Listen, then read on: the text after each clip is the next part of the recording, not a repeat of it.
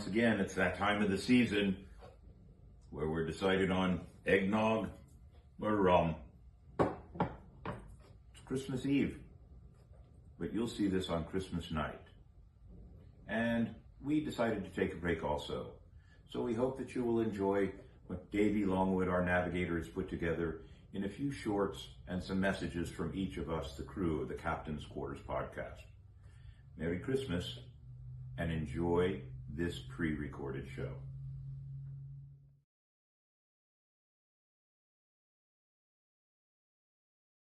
Avast crew, Gunner Hellfire here. I just wanted to wish you all a happy holidays and a safe happy holidays as well. If any of you are traveling this year, stay safe and keep an eye out for all the drunken skippers on the road. And I also wanted to give a big thank you to each and every one of you, our viewers, listeners, sponsors, and supporters of the Captain's Quarters podcast. Without each and every one of you, the show just wouldn't be what it is today, and we wouldn't be where we are today. So thank you from the bottom of our hearts for everything you do for us and your continued support. Happy holidays, and cheers. Ahoy, mates. Mini Mayhem here. I would like to thank our followers for allowing me to entertain you with my joke of the week. I am wishing you a great Christmas and a wonderful New Year. What did the ginger man put on his bed? The answer is a cookie sheet.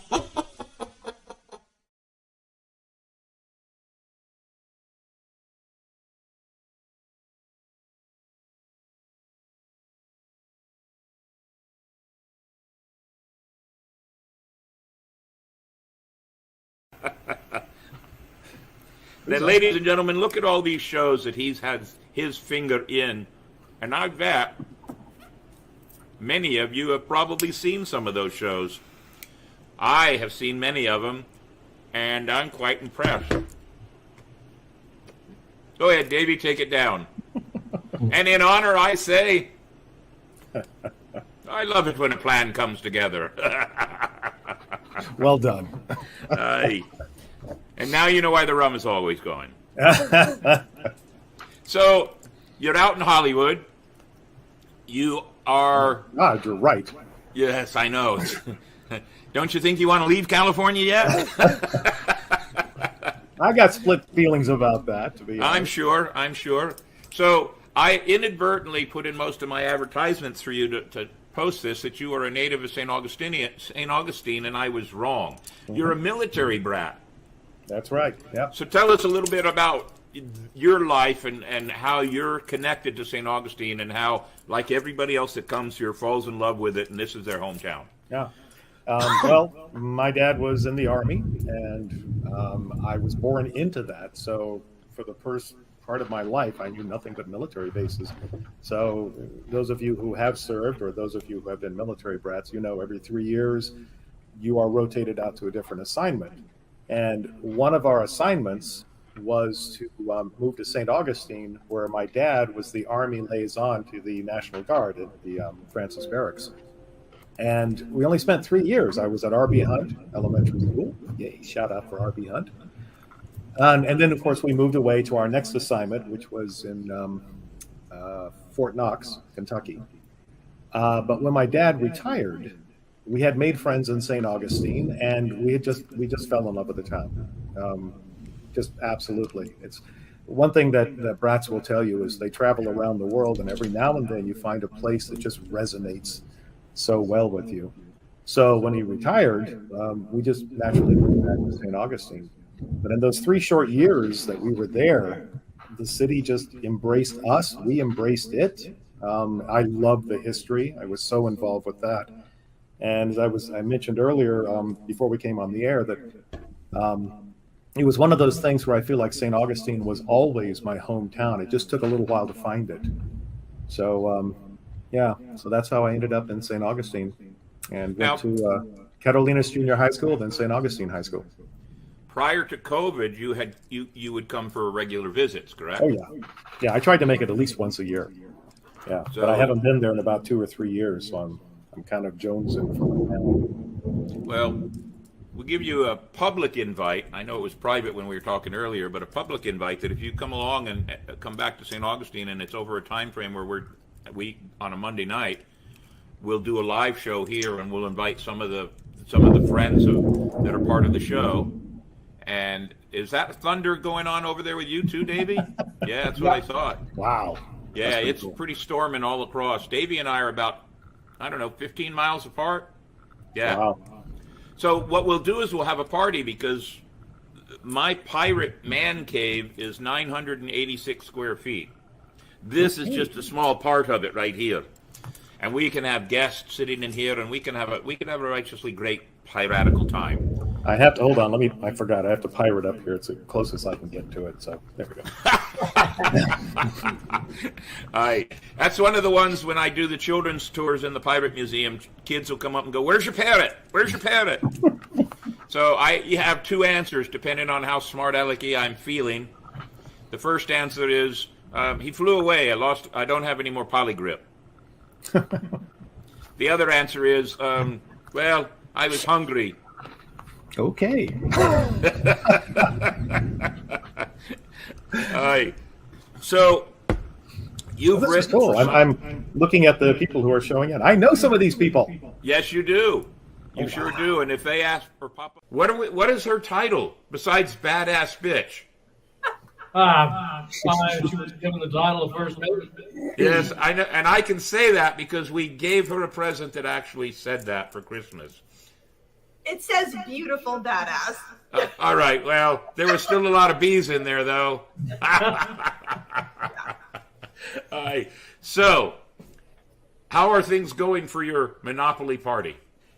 Okay. It's going well. We still have some tickets available. We still have some sponsorships available. But like you had mentioned earlier, that Carrabba's stepped in and became our big sponsor for the event. So they're also they're preparing the dinner that we're serving that night. And we also have Funky Pelican at Flagler Beach has come on board as a major sponsor as well. And then also Charmed Life Salon, which is a local beauty salon here in Palm Coast. So we're excited to have them. We're really looking forward to a fun night. We've got a bunch of different themed activities and games around the room, as well as a speed round of Monopoly, not the 4-hour usual game.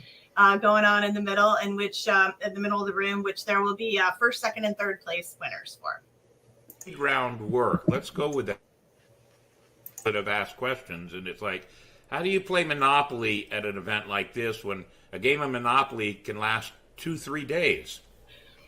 Right. So it's actually just a 1-hour shortened game. The rules are slightly different, but basically the same. And of course, it's Pirates of the Caribbean. So all the boards are the Pirates of the Caribbean trilogy board set of Monopoly. And, all the pieces are pirate themed and as is the whole room and the entire event. So it should be a lot of fun. Does that mean we have to rush people to pick up the dice and roll the dice and so we get as many rolls as possible? Yeah, just guns to the temple, until they roll.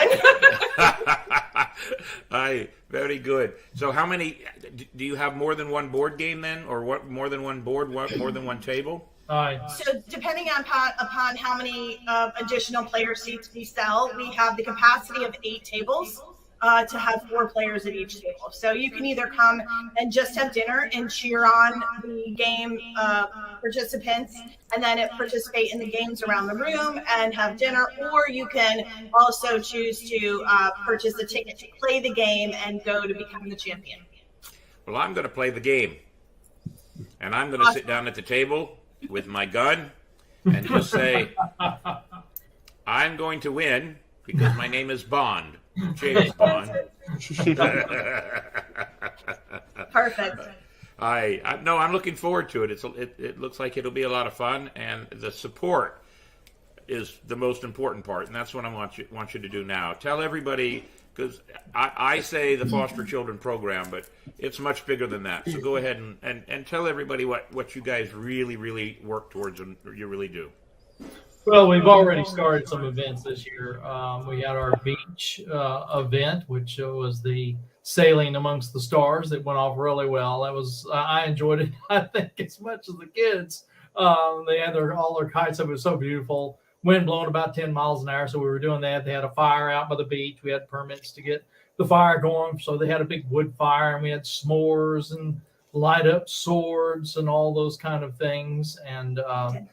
And dinner, obviously, we had great sandwiches and some veggie trays and all kinds of wonderful things with drinks and sand toys and so on. Obviously, we're coming up on the fundraiser, but then following that up will be the next event for them, which is the Pirate and Mermaid Adventure that we did last year. So we'll be kicking that off. So all of our major focuses are the entertainments for the kids. We always like to have a special guest, and I have a very special guest, somebody I've known for quite a while. He has worked with me, or I have worked for him. I actually prefer to say we've worked together in the tourist industry. At one point in time, he was my boss, and then he moved on to greener pastures and more adventures. He now owns, and I'm pretty sure he doesn't own it individually. No. Yeah. That would be Spyglass Travel, ladies and gentlemen, and my good friend Kevin Rose. There's his logo there, Spyglass Travel. He does all kinds of really good tours down in St. Augustine. And here he be. And a cheer. I got a little rum there. I know you don't drink rum. Nah, I don't drink. I drank enough in college. Yeah, you made up for it. So that's a good opener. Where'd you go to college? I went to Florida State. And you were a football player. I played for a year under Coach Bowden. Yes, I did. Yes. See, so when Kevin was the group director of the Pirate and Treasure Museum for a number of years and ran all the school tours there. So when we had breaks and we'd go to lunch, we'd have all kinds of conversations at lunch. I mean, anything from sports, which I'm not real big on sports, to politics, a lot of politics. Well, we settled the world's problems. We did. Several times over. But now you have Spyglass Travel, and Davey's done so well making sure everybody can go find it. SpyglassTravel.org, ladies and gentlemen. If you want to have some really special tours in St. Augustine, this is a place to go. Now, of course, they're not pirate tours, right? But they are good tours. Not yet. Not yet. So, I have so many questions in my head because we haven't actually had a chance to talk a whole lot because we're going in so many different directions. But you're doing historical tours of St. Augustine. Give us a good idea. That's been our main focus over the last couple of years, walking historic tours of St. Augustine. I think it's a good way to get an introductory exposure to the city.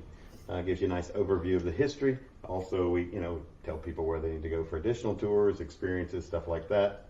The worst thing you can do is go into a city that you think, oh, I'll go here because it's a good place to go on vacation and do no research, and then you're basically just missing out on a lot of stuff. And people come here, but that piece right there is that's it in a nutshell. What's funny is not much has actually changed since the 10th century. The only thing I don't do in there is we're no longer the tax collector. Right. And the good thing about this is under the Florida Constitution, we are really the only sheriffs that have traditionally stuck to the actual 18th century old, English law. You're talking about sheriffs in the entire country. Yeah, in the entire country. Really? So yes, the Florida Constitution actually protected us when, of course, we were founded in 1821, over 200 years ago. It was us in Escambia County. So really, when you talk about the history there, I am the keeper of the jail. I am the keeper of the bailiffs of St. Johns County. Of course, protect and serve too as well. So we kind of have this big umbrella there. It is us. And think of how old that is. 10th century. 10th century. England. Yeah. So it's a privilege to sit here, by the way, with you, because I know you're a history buff too. I look at your place here. It's beautiful, and you're proud of where you came from and what you've accomplished in life. Well, I'm the same way. And I'm a piece of that history now. So now I'm the 28th sitting sheriff of St. Johns County Sheriff's Office. It's emotional. It's humbling. My wife and I don't take it for granted. But what you just read it's powerful. It is very powerful. Yeah, it's powerful. Because it goes to the very basic foundation of what a real sheriff is supposed to be. I have to, sometimes I sit at my desk. I'm the 7th sheriff to sit at my desk. And I would love to tell, when you come by one time, Captain, I'll show you. And what we did was we put the engraved, on there for every sheriff that sat there before me. And I thought as the sheriff came in, I was like, you know what, I'm a different type of leader. I need a new office. I need a new desk. It's a new leadership. But then I'm like, you know what? There's been a lot of good and bad that's sat at that desk. But think of the decisions that have been made from that desk over the years. 7 sheriffs, so there's a lot of history in our agency. So what's the term of sheriff in the as far as time frame? You're the sheriff till another election, correct? Yeah. So I run every 4 years. However, that's not across the entire state of Florida. So there's 67 counties, as some of you may know, in the state of Florida, but there's only 66 sheriffs here. The 67th sheriff to be in 2024 is actually the director of Miami Metro-Dade. So we all run for office except for him, or right now it's him, which is Freddie Ramirez. So again, we fall into the Florida Constitution. If you look at the Florida Constitution for Sheriff's Department or Sheriff's Office, you'll see we're regulated on, we have to use, of course, you'll see on our badge, we have to use the great state seal of Florida. We have to use certain colors on our cars. We have to wear certain color uniforms. But there's 3 sheriffs that get away with not wearing those. One is our sheriff to the north, which is T.K. Waters. T.K. Waters, even though he's an elected sheriff, he is under the Jacksonville Police Department. So he's under the charter of the city of Jacksonville. So just a lot of really good history when you talk about the sheriffs. The other sheriff that just recently changed was Sheriff Mike Chitwood, which is the sheriff of Volusia County, Daytona Beach area, for some of you, the listeners that aren't from this area, but that's Daytona Beach. His charter was he basically was a sheriff, but he answered to the county commission. And that was the way the charter was actually written. And it was changed just 4 years ago. So since you brought that up, who do you answer to? It's funny you say that. Sometimes I answer to my wife, and she's over there watching in the other room over there. So she's listening. On a serious note, that's funny you said it. The governor, as we've seen over the last few years, does have the power to remove the sheriff under the Florida Constitution. He removed Darrell Daniels. If you remember, that was the sheriff over in Clay County. He was removed after he was arrested on a criminal act. There was a sheriff removed down in Broward County after the Parkland incident, where 17 people were murdered and 17 were wounded, of course, in Marjorie Stoneman Douglas. So he was removed by the governor. So technically, I answer to the people that put me in this chair, which is, in this uniform, is the taxpayers and the people that voted for me here in St. Johns County. So we had such a great show because you had your voices. I did magic. We did a few illusions here and there. You did comedy. It was just a wonderful show. I've got something to show you. First, Davey, show everybody our wonderful. It is one of the best publicity pictures we ever had done of both of us. There you go. We are. Hey, and we both look real young then, too. We did. We looked good. We looked wonderful. And we were just commenting before. Now, we always try to make sure that we never do anything ugly political on this show. Mm-hmm. But TA is a comedian, I'm a comedian, and we both know, as many do, that comedians do have to really pay attention to what they do nowadays. Oh, yeah, absolutely. And that joke right there in that publicity picture would probably just... It wouldn't go. And the best part about that, there was a prize in every box. A prize in every box. So comedy's changed a lot. I mean, we're talking 91, right? You retired 91. Yep. And so we're talking 32 years ago. That's a long time ago. Gosh. Long time ago. We had a great time, though, Bill. We got to do so many wonderful shows. Everybody always talked about our chemistry together and the fact that the shows were always seamless and professional. And, people left feeling that they got their money's worth. They were totally entertained. And we even got to do, so Davey, I gave you two pictures that were listed improv, 1 and 2. Show the 1 first. No, not that one. There we are. Not that one either, but there's we'll go with that one. Put that one back up, Davey. We'll go with that first. There's us, Joker's Wild, opening for Dave Cause at the Buena Vista Theater. Yep. Do you remember that one? I do. And their bass player, his bass player, was the same bass player for Earth, Wind, and Fire. Yep. That's exactly right. And so go back to the other one, the billboard. Billboard. The billboard, the white one. There you go. So there we are. T.A. Burroughs and Bill McRae up on a billboard. On the billboard with Dave Cause. It was It was a great show. I actually ran into Dave Cause he was in Vegas when I was at the casino, and I ran into him, and he remembered us. Mm-hmm. Now, I'm hoping he really was being honest and remembered us because we did such a great show with him. But like all celebrities, they might say, yeah, I remember, and don't remember a damn thing. Right. So I got another one. So the other two pictures, let me show this off. So first one was labeled Improv 1, which is me and the girl. There. Oh, There's yes. me on Yes. the improv stage, and that was in Tempe, Florida. And that was, yes.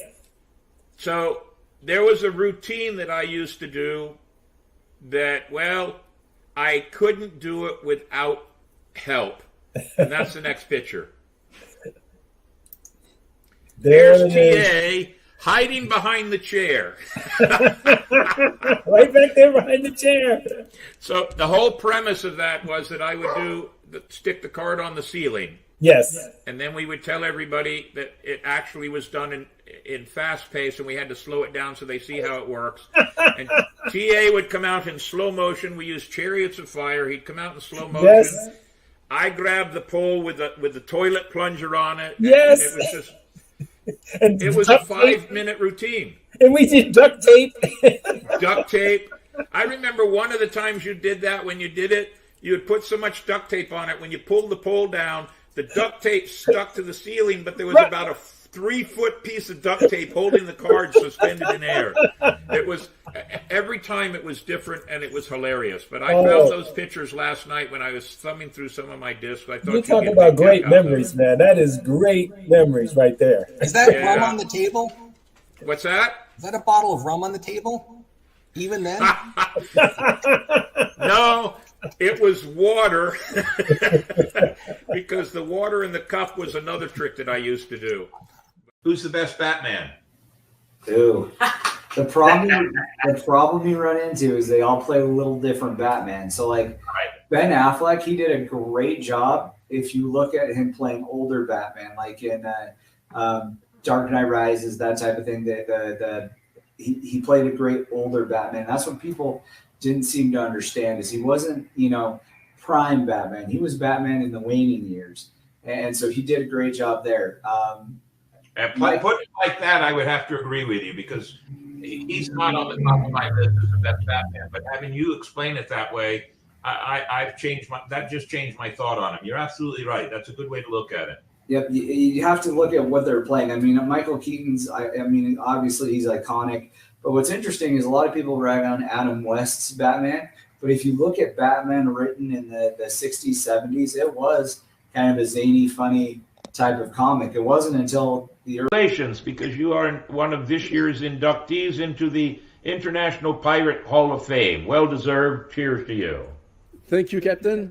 You're very welcome. It was a great honor. It was a bit of a surprise this year. I didn't know if I was going to make it, but I did, and it's amazing. Like people always congratulate me on things that I'm doing, but actually every credits goes back to the crew that's supporting me, and I think just like your crew around you, Captain, they are our treasures. Those are people who make us looking good.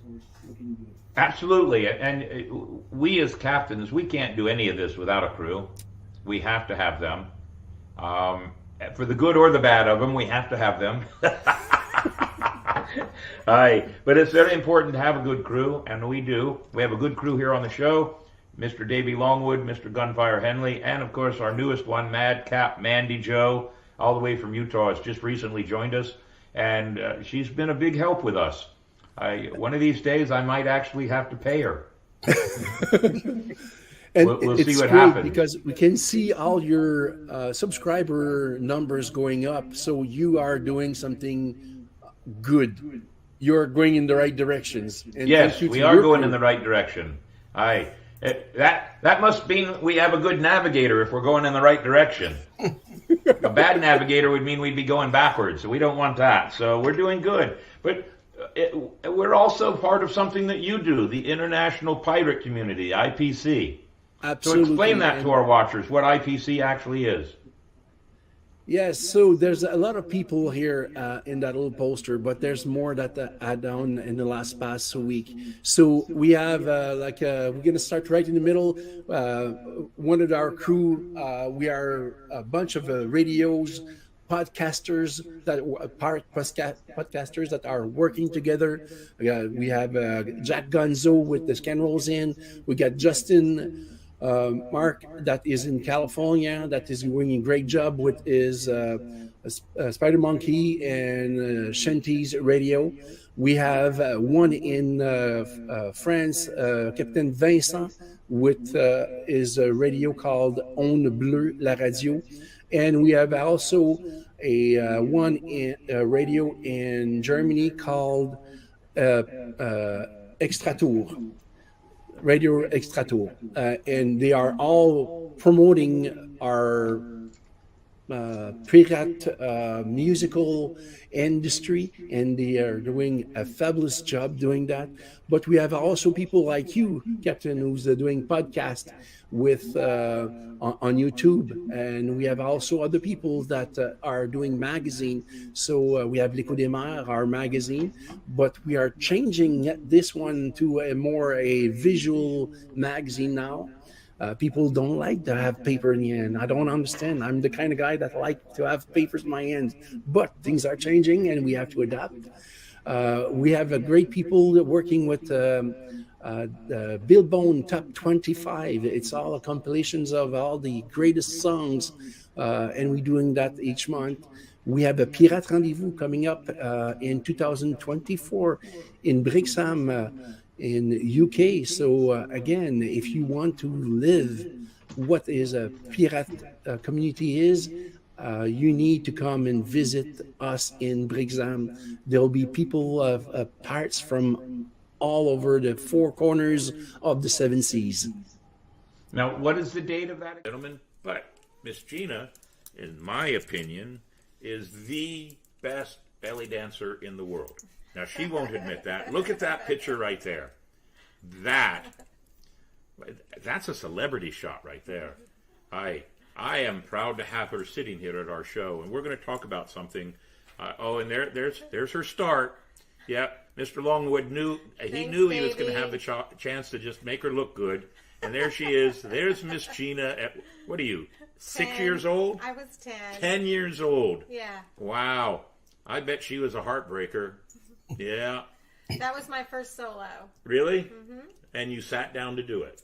Well, I did floor work. Oh, okay. Floor work. There was a cane and there was floor work involved. And it's a funny story because when I did the routine, the DJ, the sound person, was supposed to fade my music out, and he didn't. So I was down in a pose, and I had to decide right then, are you going to improv this, or are you just going to get up and walk off the stage? So I improv the rest of the routine, and I won the competition. Wow, look at that. At 10 years old, already wowing and winning. So How about that? I love group improvisational dance, and it's one of the things that I teach often, and love to train other dancers in group improvisational dance. So that's one other thing you and I have in common. Besides being entertainers, we have one other thing in common by you saying improvisational, because almost everything I do, especially because of my comedy club background, it's all improv. I love improv. It means that you have to think on your feet. It means that you also have to understand your audience, read your audience, and the success of whatever you do is dependent on whether you can do it right. Exactly. And sometimes it doesn't work. Exactly. Yes. So it's not for everybody. It isn't for everybody because it can be very scary for those people that don't know improv. I'll give you another example. We haven't shown it for a long time, but 2 years ago, I guess it was, we did a really great Halloween video. And I knew that my own friend there, Gunnar Henley, would be a great character actor for this one thing that I wanted to do in it, and he did it right. I mean, I could see it, and he did it almost perfect first time out. The only time reason we had to do other takes was just to get other angles, but he did it just fine. So it's also fun to share the improv with people, which you do with your dancers. Absolutely. And teach them how to just have fun with it. And cue. So ours is not just an individual improv. Ours is a group improv. So we have to share cues and gestures and nonverbal communication to signal what's coming next. And not only do we do it with our dance, we do it with a variety of props, including the swords, the single sword, the double sword, candles, veils, fire, hand gestures. A few, but that's Fans. it. If you don't get if you don't get it on cue, you're going to get a hand gesture. Go ahead, Davey. Go ahead. No, don't forget the fan. Miss Gina actually fan. showed me how to do the fan. I got the wrist action down for it. That's right. So, And the fan. and sometimes I know that the girls are not facing the audience; they're facing the back and looking at each other. That's probably where the facial expressions come in. Yes, that's probably the cues there, and probably a lot of lip movement. Or the oopsies. That's it. That's it. So, how long have you been a dancer? We say since you were 10 years old, then, right? Yeah, I did my first solo at 10, and as a young woman. So, for any of you wondering, that's only 19 years ago. That's it. Yes, 19 years Yeah, ago. we don't need to. We don't really need to. No, we don't need to talk about that. We will tell you that her husband, Mr. Ed, we like to refer to him as Special Ed. He's like, I don't know. How old are you, Ed? I'm 49. He's 49. I'm much younger. Yeah, much younger. Yes, right. I don't believe that either. Yes. Greetings. This is Navigator Longwood here from Captain Quarters Podcast. And I just wanted to take this opportunity to thank all of our followers and viewers for being loyal to us and watching us every Monday night at 8 p.m. This has been an exciting year with lots of new guests, new adventures. Look forward to making all brand new ones in the new year. So, I would like to wish you a Merry Christmas and a happy and prosperous New Year. By now, you've heard some Christmas wishes from Davy Longwood and our good Mandy out in Utah and, well, Hellfire Henley. Some holiday wishes for you. Now it's the time for the captain to speak. So I have something to share with you. You know, we always do quotes at every show, and I'm using two quotes tonight, one in the beginning and one in the end of it, so that you see where I'm coming from. The first quote is, "What if Christmas, he thought, doesn't come from a store? What if Christmas perhaps means just a little bit more?" If you don't know where that came from, it's Dr. Seuss and the Story of Grinch. Now, yes, Christmas should always mean a little bit more. As an entertainer, my Christmas seasons, almost all of my adult life, have always been filled with entertaining others. From Thanksgiving till New Year's, I have been invited or hired to entertain at nearly every kind of event, function, or party you can think of being put on as a reason for the season. This time of year for me is nonstop, and for 30 plus days, every year I get to experience the good, the bad, and the ugly of people in general. As you can imagine, I have encountered every kind of emotion, attitude, and behavior brought on by this time of year. The displays of wonderful human interaction always bolster my resolve that this season is a wonderful time and people are simply amazing. But the other side of the coin constantly reminds me that some people forget that there is good in this life, especially during this season, and such terms as Grinchy or bah humbug or coal in your stocking truly are needed to give us a way to cope with the self-entitled and selfish people in our lives. These terms become society's way of trying to be humorous and not allow other people's negative stink to erode our enjoyment of the season. As you can well imagine, during 90 Santa rides this year to date through the oldest city and the most beautiful city in the nation, decorated in millions of white lights, even I, as the jolly old fat guy, must always remember I am a role model and an example for the reason for the season. And sometimes letting people know they are on the naughty list or they will be getting lumps of coal in their stocking just allows me that few seconds to just shake my head at the negative Karens and laugh a little bit inside. But we all know that instead of words, what these negative Nellies truly need is Santa's hand in a more firm way to just slap them awake. But alas, humor is better than violence, and a short humorous nudge often works. So I share these thoughts, this last thought in fact. Christmas is all about doing something extra for someone. Do you know who said that? Charles Schulz, the creator of Peanuts. For 17 years, I've been a part of the community that is known as Pirate, not just locally, but worldwide now. I have met and become involved with wonderful people who have combined their love of history and the true spirit of pirate, freedom and making your own choice and living by your own code, and turned it all into doing something extra for someone else. I am proud to have such friends, and even some of them I consider more family than friends. The good examples worldwide that I am part of with these friends and family year-round is the purpose of my message now. Let's take the words of Charles Schulz and expand it to the entire year. We can all benefit by the idea that Christmas and even the joy of a good life comes from just doing a little something extra for someone.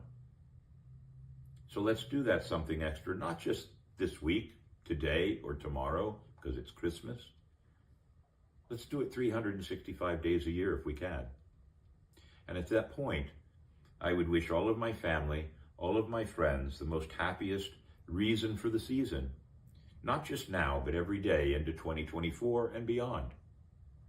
And I prefer to say, Merry Christmas, and a very happiest and prosperous of the new year. Please watch us for the new year with Captain's Quarters podcast. You're going to be surprised by a lot of the fun changes we're allowed to make now. Merry Christmas.